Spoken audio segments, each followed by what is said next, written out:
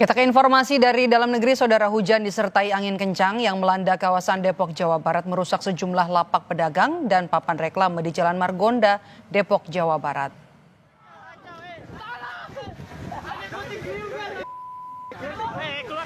Hujan disertai angin kencang yang melanda kawasan Margonda, Depok membuat sejumlah lapak pedagang rusak. Angin kencang juga membuat sejumlah orang yang tengah berteduh panik. Hujan angin juga merobohkan papan reklame yang ada di Jalan Margonda, Depok.